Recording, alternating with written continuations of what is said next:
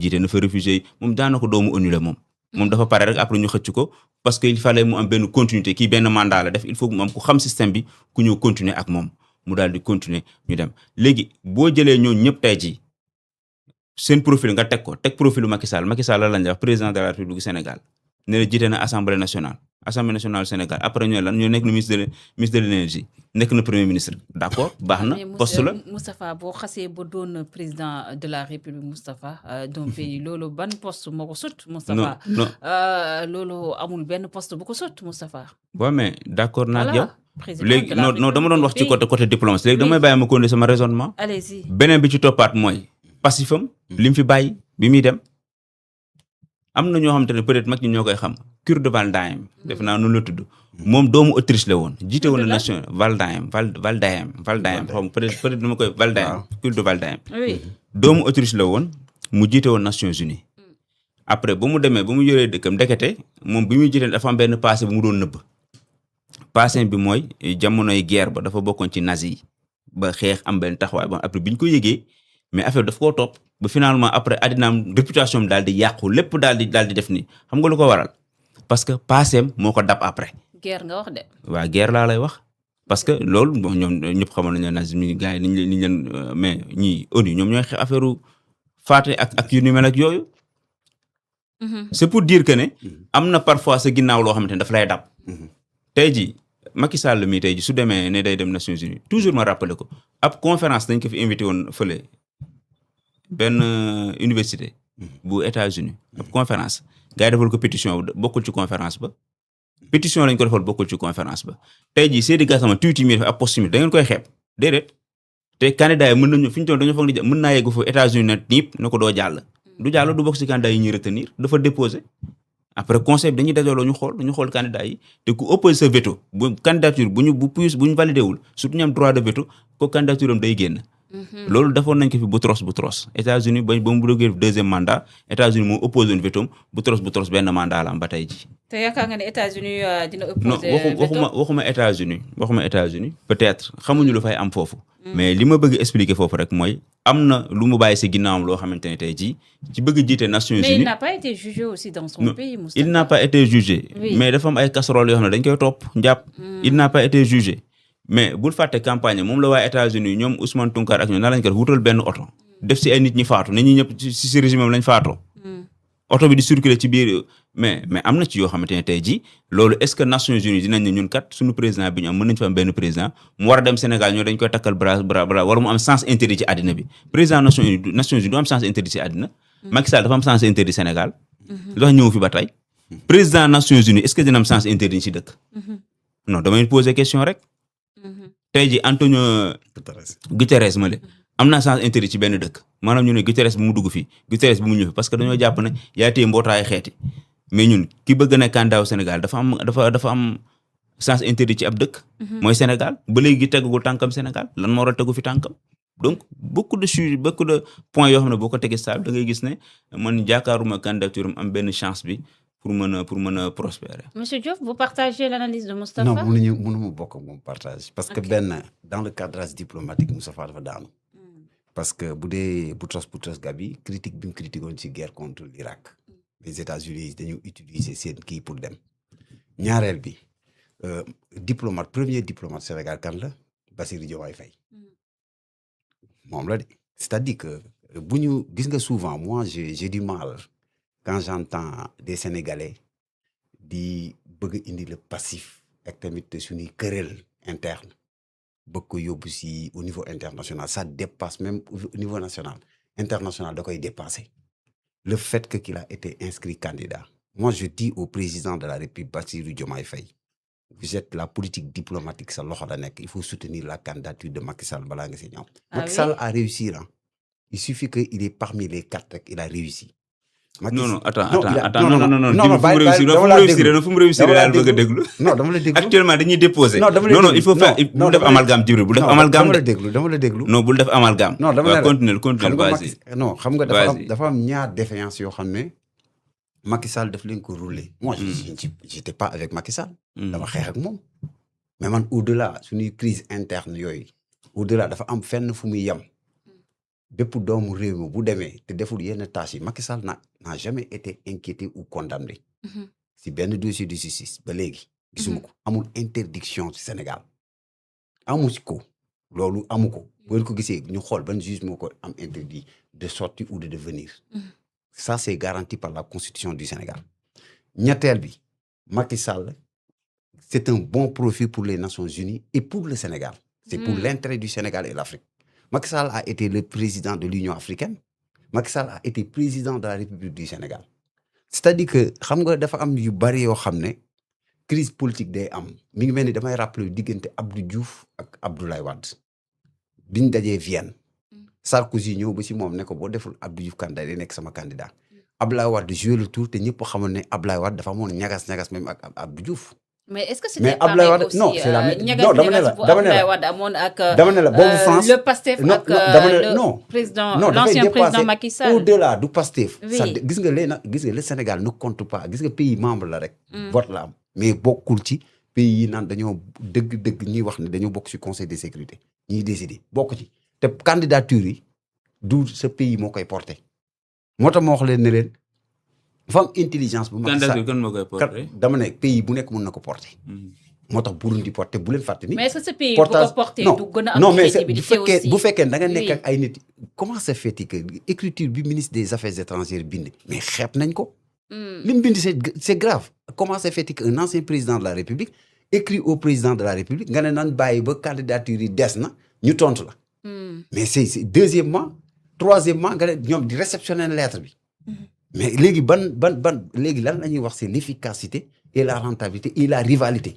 suñu rivalité politique mooy suñu politique intérieure da nga koy mel si diplomatie ça dépasse au-delà beneen bi ñaar man boo gisee wax ko ñaaw si xare bi lay bañ le président de l'Union africaine Burundi moo koy incarné actuellement benn premier pas la deuxièmement que Macky Sall xamoon na ko bu leen fàtte ni gis nga fi ngeen di rouler on fait appel à chaque fois man bokkoon naa si xeex bi ngeen defee ne enquête yi bu ñu ko mënee dañuy jàpp Macky Sall rek tëj ci kaso bi mais qui a appelé aux gens de sortir crise bi fu mu commencé c'est-à-dire que c'est des enquêtes yi est-ce que pare na est-ce que la gendarmerie est-ce que la police chaque fois fi ñëw man Seydi Gassama dama ko xeeb pourquoi waxul si homosexualité pourquoi waxul si yenn faits yi am pourquoi waxul si insurrection yu gars yi doon woote aujourd'hui parce que y a une haine dafa am leen loo xam ne moom la nit ñi dafa am ñoo xam ne ils ont un problème personnel avec Macky Sall c'est pas un procès lii c'est international gis nga candidature Macky Sall man dama ne Diomaye Faye bokkul ak ñoom gis-gis Macky Sall moom mooy président Macky Sall actuellement képp kuy Sénégalais bitim réew mooy président. vous pensez que Diomaye va céder à cette pression? non amul pression bu mu si war a xool écriture bi ñu bind sax man nee naa leen bu Cheikh le doyen le ministre de l'intégration et des affaires étrangères Cheikh Niang mais si éloge kan la nekkoon du Macky Sall ku ko yu bari ku ko propulsé si kii du woon Macky Sall tey jii ñi nga gis ñuy wër emploi diplomate de carrière même boo nekkee diplomate non faut pas gis nga yéen actuellement je vous dis quelque chose gis nga dama la déglu bu baax nga wax dama ne la Macky Sall a eu l'intelligence d'écrire Bassirou Diomaye Faye réponse la waroon am amul réponse Macky Sall du toog du xaar parce que am na ay conseils diplomatiques ay conseils yoo xam ne sur le plan diplomatique te nekkoon na président xam na le monde nga defee ne les relations que Macky Sall a si ñii am nañ ko ñii amuñu ko Macky Sall les relations qu'il a avec le président américain parce que dafa am daloon na Macky Sall. mais Macky Sall relation yu mu amoon il a des relations avec. Macky Sall bu mu amoon monsieur Diop c'est juste parce qu'il était président. moom laa la relation yu mu amoon le président Bassirou Diomaye moom la voilà léegi nag. donc ce ne sont pas les relations de Macky Sall mais c'est les relations du président du Sénégal. léegi lan la un diplomate la wax de. oui diplomate lu lay njëkk a wax nga am relation mën ko doxal. au niveau international. au niveau international ban gàkk la Macky Sall am. amul benn gàkk il a dirigé l'Union africaine ba crise Ukraine amee Afrique c'est l'un des seuls présidents bu amoon sax benn kii boo xam ne ak Poutine lépp bi Macky Sall nekkee président de la République les géants du monde ñëw nañ Sénégal 2 ans benn géant joxul tànk Sénégal ça c'est une réussite diplomatique le président américain kii nu ngi koy wax teeti l'autre là Barack Obama a été ici au Sénégal le président français ba tey ñëw fi le président russe ñëw na fi le président chinois ñëw na fi c'est-à-dire que ça yooyu yëpp ay avantages la si moom te ñooñu ñoo yor les 5 ñoo yor les droits de vote c'est-à-dire que xam nga ñaaw si xare bi laay bañ mu dal sama gars yi Macky Sall leen la réussir il suffit que sax ñu ne ñu ngi koy rivalité les 4 kenn porté na candidature am rek. mais candidature ba jàllagul de. non jàll gul ak jàll day jàll.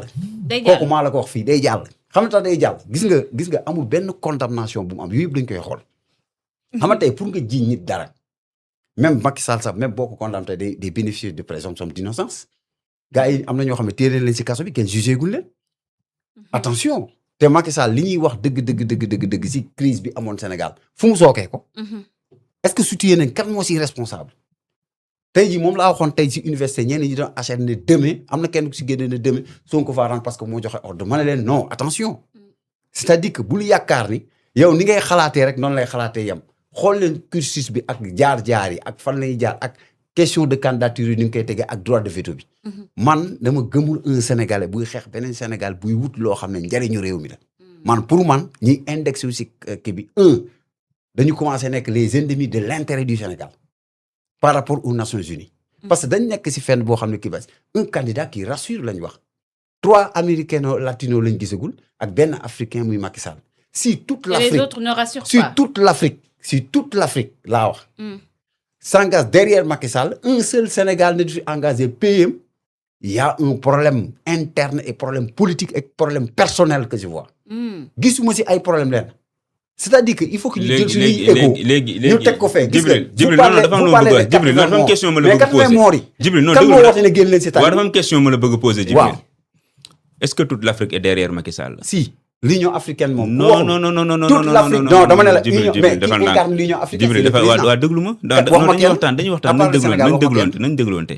maa ngi lay déglu dañuy waxtaan. maa ngi lay déglu.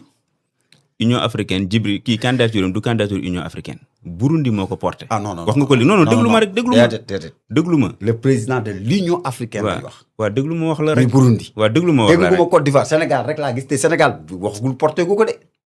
da nga nangul déglu man boo dégluwoon man dinaa la expliquer. non sànq dama la déglu bu baax. waaw Moustapha. candidature am. waaw président bu Burundi moo ko mais porté. gàcce la.